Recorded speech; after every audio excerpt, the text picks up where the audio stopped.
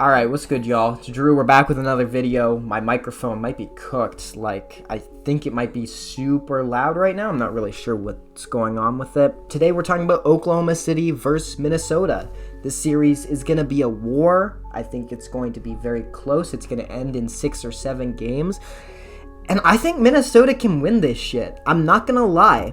I look at this Minnesota team that has not been rock solid in the playoffs. They've had their flaws. They've had some shooting woes, especially from Dante DiVincenzo and Nickeil Alexander-Walker. On the whole, though, they've been pretty impressive. I'm not super certain in them. There's just a slight discomfort I feel when watching them, when the ball gets to Rudy Gobert in the offense, or Anthony Edwards decides to play hero ball inexplicably and throw up a terrible shot at the end of the shot clock, or the ball ends up in Nickeil Alexander-Walker's hands 33 feet from the basket with 2 seconds left on the shot clock. It's just shit like that has sort of given me a little bit of anxiety about this Timberwolves team. Also, the Julius Randle playoff woes, I'm waiting for that shoe to drop. This year he's been fantastic. I think he's going to have problems against OKC, but I think OKC is going to have problems against this team. So let's just talk about that. If you guys like this video, make sure to like and subscribe. We're trying to hit 1,000 subscribers at some point.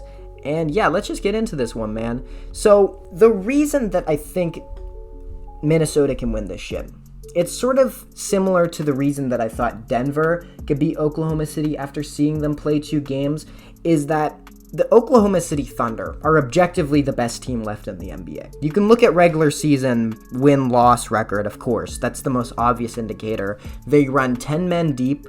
They have 3 all-star caliber players. Even Isaiah Hartenstein, one of the best defensive centers left in the NBA, to be honest. A great Jokic matchup. Great playmaker. Incredible rebounder. Super strong and physical and commands everything. And he's not even in that conversation. And they haven't played to their standard yet. That is the problem, though. They seem to continuously just have these lapses in their play. Sort of like the Boston Celtics, where they just sort of get bored. And they don't really, they've got this nonchalantness about the way they play, where when they get up big early in these games, that works really well for them, I think. They play very loose, they play very comfortably, they're okay with letting Shea just get into his offensive groove and score with ease early in these games. They turn you over a ton. Against Minnesota, a team that already turns the ball over a shit ton because they don't have a lot of ball handling, that's gonna really impact them. And that's probably going to be one of the big swing factors in the series, and why, spoiler alert, obviously I am going to pick Oklahoma City, even though I do think Minnesota can win. They just don't always play with the right focus, and I think other than Shea, this team just doesn't quite have the experience yet. Because Shea is ready to go. Honestly, in every single one of these games, you can call him an aura merchant, you can call him a free throw merchant.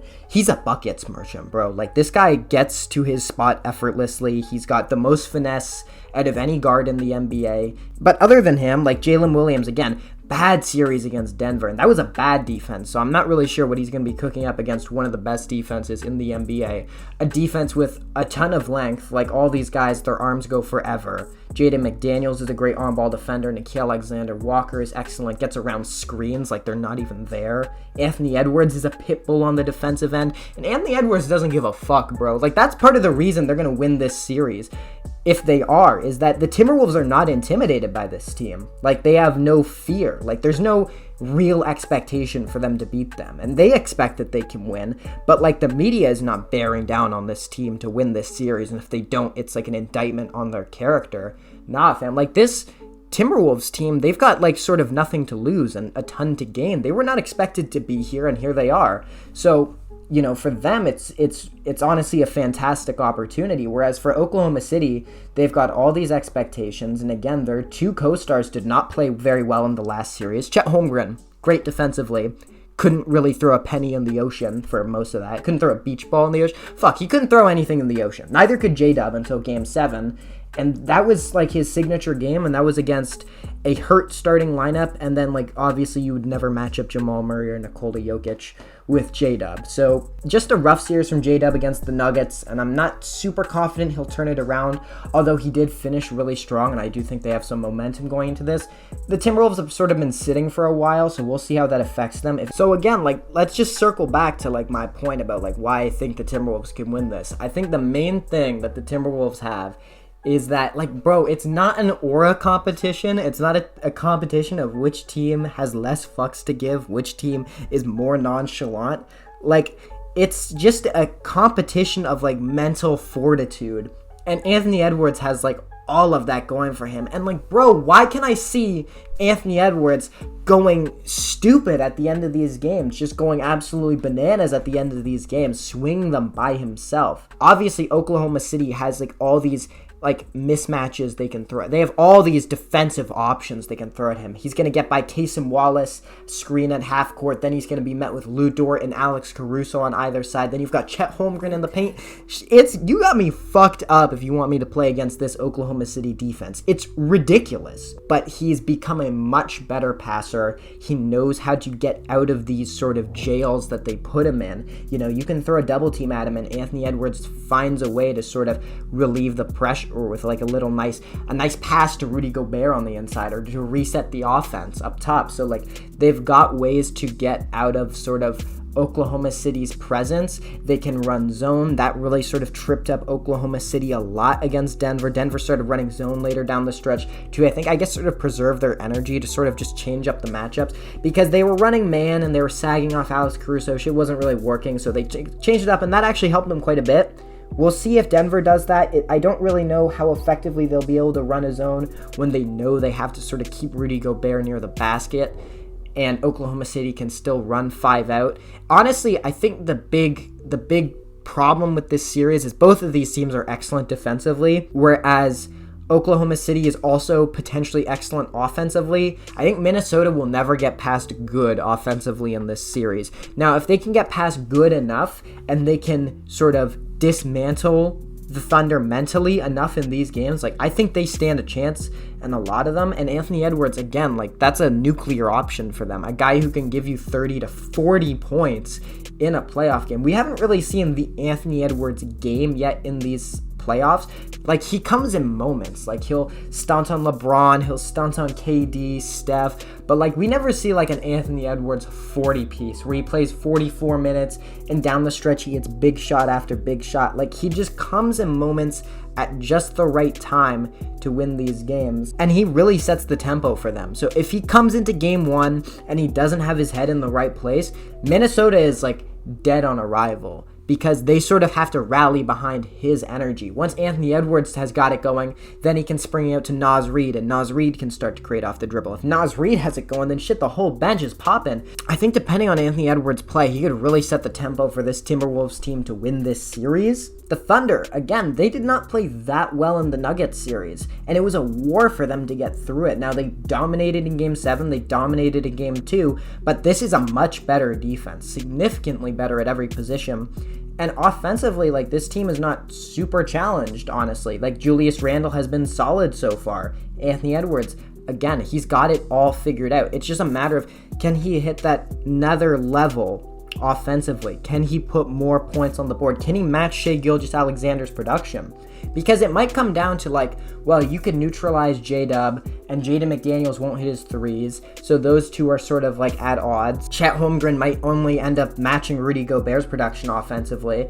It might come down to, if all the role players just balance each other out offensively, like, who's better, Shai Gilgeous or Anthony Edwards? Most people are gonna pick Shai, but, like, Ant-Man doesn't care. Ant-Man thinks he's the best player in the world. He thinks he's that bitch.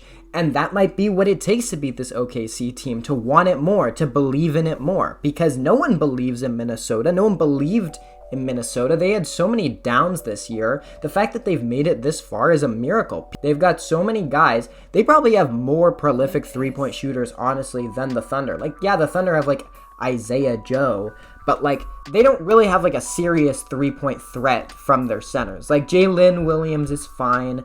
Chet Holmgren hasn't hit, like, any threes in this series.